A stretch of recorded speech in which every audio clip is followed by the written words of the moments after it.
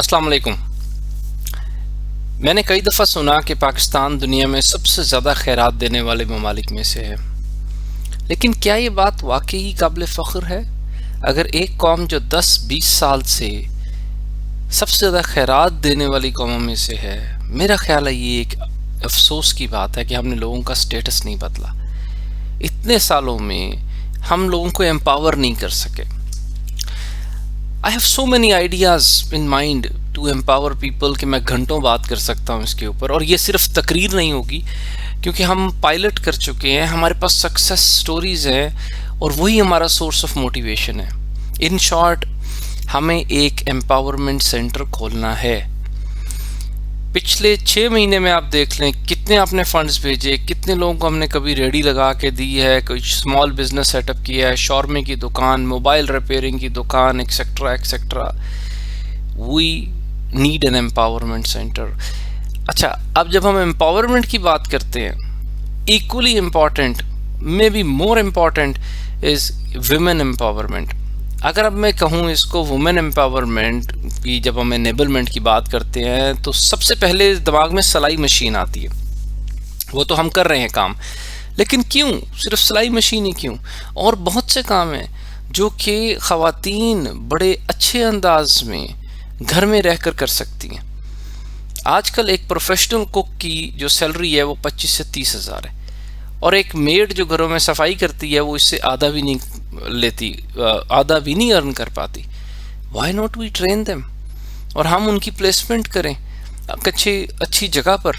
Secondly, आप laundry की example ले लें।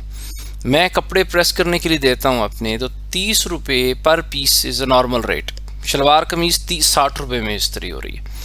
And I am always complaining वो लॉन्ड्री वाला जो है कि यार तुम देर कर देते हो, कमिटमेंट नहीं है, टाइम ये वो फलाना। हम क्यों नहीं इनको ट्रेन कर सकते कि ये लॉन्ड्री का सिस्टम अपने घर में चला लें? हम इसको पिक, और and there are so many other examples, starting from mobile repairing center से लेके हार्डवेयर सॉफ्टवेयर के कोर्सेज। और ये वो लोग होंगे, वो बच्चे बच्चियाँ, प्राइमरीली जो मेरा फोकस है इस वक्त, वो ये जो कि मिडिल 8वीं 7वीं 8वीं तक पढ़ चुके थे, उसके बाद डिसकंटिन्यू किया। वी कैन पिक देम और हम उन्हें अपलिफ्ट कर सकते हैं। और इसमें बहुत सी चीज़ें हैं। मैं उनको अच्छा समोसा भी फ्राई करना सिखाऊंगा, और अगर मेरा कॉन्फिडेंस है कि हम उसको साथ थोड़ा बिजनेस विजडम भी देंगे और इस तरह से देंगे कि अगर वो समोसा भी फ्राई कर रहा है तो may be very soon he will have a largest chain of samosas. Anyways, बहुत बड़ा टॉपिक है। इसके साथ मैं ये मेरा विजन ये है कि एम्पावरमेंट सेंटर बच्चियों के लिए, बच्चों के लिए डिफरेंट लेवल पे, डिफरेंट फील्ड्स के इसमें होगा कम्बिनेशन। इसमें एडमिन रोल, कोऑर्डिनेशन रोल किसी हद तक हम अपनी सोसाइटी के रिटायर्ड लोगों को देंगे। और बहुत से लोग हैं मेरे इर्द गिर्द, मेरी कुछ दोस्तों से बात हुई है, उनके इर्द गिर्द भी, इवन हमारे parents, I saw my father जो एक बहुत हाई पोस्ट पे, अच्छी पोस्ट पे उन्होंने सर्व किया 40 साल से ज़्यादा। उसके बाद when they get home after retirement, वो एक बड़ा मुश्किल फेज़ होता है हमारे बुज़ुर्गों के लिए। मेरी विसिनिटी में, मेरे नेबरहुड में बहुत पढ़े लिखे लोग मौजूद हैं, तो उनको भी हम एंगेज करेंगे इसके अंदर। But primary is the empowerment centre. मुझे कुछ दिन पहले स्कूल के प्रिंसिपल साहब ने एक ऑप्शन दी। उन्होंने मुझे कहा, जी कि स्कूल की दीवार के साथ 2 मरले जगह है और 13 लाख रुपया पर मरला उसकी कॉस्ट है। My wife is an architect. मैंने सबसे पहले उससे पूछा कि यार 2 मरले में क्या हो सकता है। एक एक्साइटमेंट थी मेरे अंदर, बिकॉज बहुत अरसे से, सालों से मैं इसका सोच रहा था कि अब अपनी जगह होनी चाहिए। I am tired of dealing with the landlord in this regard. खैर, एक माइंड में स्केच बना कि यार 2 मरले में एक छोटा सा हॉल बन जाएगा, फिर ग्राउंड पे लड़कियों के लिए, फिर फर्स्ट, फिर सेकंड, हम इस तरह करके कुछ बनाएंगे। और मैं इंतहाई डरते हुए अल्लाह से एक बात आज कर रहा हूँ, और शायद ये मैं पहली और आखिरी दफ़ा कर रहा हूँ, क्योंकि मुझे बड़ा डर लगता है इस बात से कि अल्लाह ताला कल को ये ना कहे कि तुमने जो किया दुनिया में उसकी शाबाश मिल गई, उसके लाइक्स मिल गए, एप्रिसिएशन मिल गई, लेकिन आज मैं शायद ज़रूरत महसूस कर रहा हूँ कि मुझे ये बात करनी चाहिए जब मुझे ये पता चला तो सबसे पहले it took me few seconds to decide कि मैंने 30 लाख रुपया देना है। मेरी सेविंग में से मेरे पास एक G13 इस्लामाबाद में एक कमरे का फ्लैट है, दैट इज़ ऑफिस या फ्लैट कह लें उसको, उसकी वर्थ 25-26 लाख होगी, प्लस मैं कुछ और पैसे डालूँ। मैंने आई थॉट कि यार मैंने 30 लाख देना है। और यहाँ से वो बरकत वाली कहानी स्टार्ट हुई। स्कूल के प्रिंसिपल साहब जो मेरी इंटेंशन से वाकिफ़ थे, जिन स्कूल के साथ हम 250 बच्चे जहाँ पढ़ा रहे हैं, उन्होंने मुझे कहा कि मेरी तरफ से एक मरला वक्फ, यानी ये हो गया 13 लाख रुपया उनकी तरफ से। उनसे मेरे एक नेबर को पता चला जो एक मेरी स्ट्रीट एक छोड़ के रहते हैं, उन्होंने कहा कि मेरी तरफ से भी एक मरला वक्फ 13 लाख रुपया हो गया। तो ये 13 जमा 13 दो बंदों से 30 लाख मैं नियत कर चुका था, 56 लाख रुपया। ये सिर्फ मैं आपको बता रहा हूँ पिछले 2-4 दिन की कहानी, एक हफ्ते की। ऑन दी अदर साइड जो प्लॉट का मालिक है ज़मीन का, उसने एक डिफरेंट स्टांस ले लिया, क्योंकि ये प्लॉट है जो कटिंग में हाउसिंग सोसाइटी और गांव के दरमियान आया, कि जी 7 मरला से कम सेलेबल ही नहीं है, minimum you have to buy 7 मरला। अब मैंने एक रिस्क लिया है कल, और मैंने कमिट कर दिया और हमने बयाना भी दे दिया। कितना डिफरेंस है, 1 करोड़ पे और चाहिए। 56 लाख है, 1.5 करोड़ का एस्टीमेट है, 91 लाख की ज़मीन, 60 लाख ऊपर कंस्ट्रक्शन लगा लें आप, 1.5 करोड़ के एस्टीमेट में से 54 हो गया तो बाकी तकरीबन यू कैन 56 हो गया तो you can do the calculation, 94 lakh, 1 crore रुपया हमें मज़ीद ज़रूरत है। मैंने रिस्क क्यों लिया? मैंने बयाना में मुझे एक चीज़ का यकीन था कि जब भी मैंने नियत की है, अल्लाह ताला ने मदद की है, आप लोगों के थ्रू वसीला बने हैं आप लोग, और कभी भी चंद घंटों से ज़्यादा टाइम नहीं लगा कोई भी अमाउंट कलेक्ट करने में।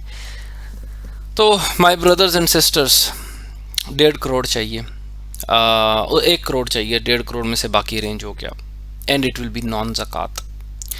अब आप सोच रहे होंगे कि यार बहुत बड़ी अमाउंट मांग ली है मैंने आपको बताया कि it took me few seconds to decide कि खैर है यार, कुछ सेल करना पड़ेगा, दे दिया तो दे दिया, ख़त्म बात।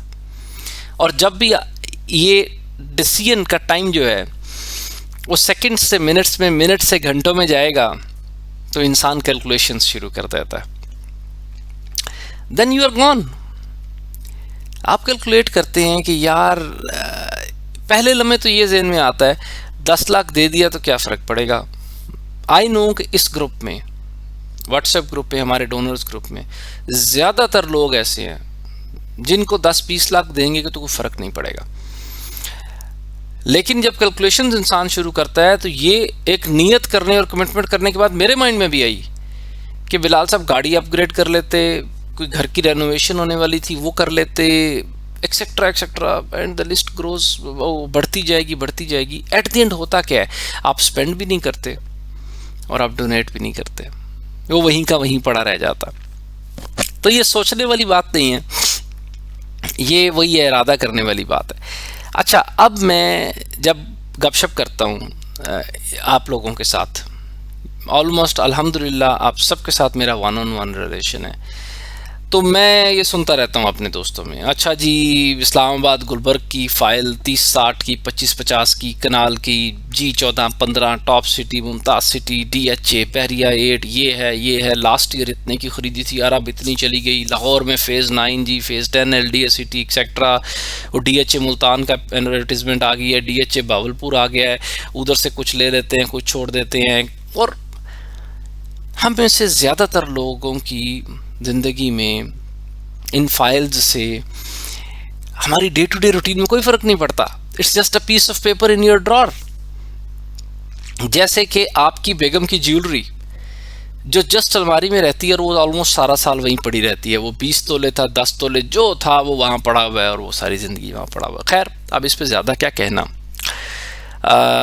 आई एम कॉन्फिडेंट कि इस ग्रुप में every other person can donate a handsome amount, लेकिन एक वादा मेरा आपसे है जब तक मेरी ज़िंदगी है और हमारे बोर्ड मेंबर्स की ज़िंदगी है, ये ज़मीन और ये बिल्डिंग सिर्फ़ और सिर्फ़ और सिर्फ़ इंतहाई नेक मकसद के लिए इस्तेमाल होगी, और हर लम्हा आई वुड से।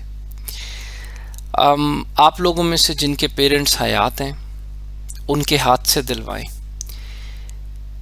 इससे बेहतरीन शायद सदका जारिया कम ही कोई और हो सके, क्योंकि इसमें एक बड़ा स्पेशल एस्पेक्ट है, जो एक डबलिंग फैक्टर है इसके अंदर। एक तो ये कि ये बिल्डिंग और ज़मीन है जिसने एक नेक मकसद के लिए इस्तेमाल होना है। दूसरी बात, आप लोगों को एम्पावर कर रहे हैं। जिसको आप एम्पावर कर रहे हैं वो जो रिस्क कमाएगा और रोज़गार का ज़रिया बनेगा और बहुत से अपने फैमिली मेम्बर्स के लिए, वो एक अदर सदका जारिया, एक ऐसा एलिमेंट है कि बिल्डिंग भी यूज़ हो रही है और उस बंदे के लेवल, इंडिविजुअल लेवल पे भी ये सदका जारिया बन रहा है। Please drop me a line if you can donate. और जो हमारे यंगस्टर्स हैं वो 500, 1000 भी देना चाहते हैं, मैं उनको ज़्यादा अप्रिशिएट करता हूँ डेफिनेटली। क्योंकि अगर एक शख्स के पास टोटल 10,000 रुपये है और उसमें से उसने 5,000 दे दिया है, as compare to a person जिसके पास करोड़ों रुपए है और उसने 50,000 रुपये दे दिया है, तो डेफिनेटली उसका जज्बा और उस शख्स के लिए उसकी बहुत ज़्यादा कदर है, और अल्लाह के नज़दीक भी वो बहुत ज़्यादा करीब है जिसने थोड़े में से भी होते हुए तंगी में भी सदका दिया या इस मकसद के लिए ख़र्च किया। तो मैं बड़ा क्लियरली कह दूं यंगस्टर से भी, डोंट शाय, मुझे आप ड्रॉप करें लाइन। और जो लोग मेरे एज ग्रुप के हैं, जो लोग मेरे एक्सपीरियंस ग्रुप के हैं, पाकिस्तान से बाहर बैठे हैं, पाकिस्तान में हैं, सोचो मत यार, स्टेप अप और कुछ ना कुछ, कोई फ़ाइल छोटी मोटी जो प्रॉपर्टी के लिए रखी हुई है कुछ है, वक्फ़ कर दें। कुछ भी नहीं होगा। बरकत एक ऐसा फिनोमेना है, मैंने बहुत सोचा इसको किन वर्ड्स में डिफ़ाइन किया जा सकता है और इस बरकत को किस तरह क्वांटिफाई किया जा सकता है, बट आई फेल्ड। लेकिन एक चीज़ की मुझे गारंटी मिल गई है कि इसको एक्सपीरियंस ज़रूर किया जा सकता है, एंड अल्हम्दुलिल्लाह मैंने एक्सपीरियंस किया है इसको। I need 1 crore commitment in one day.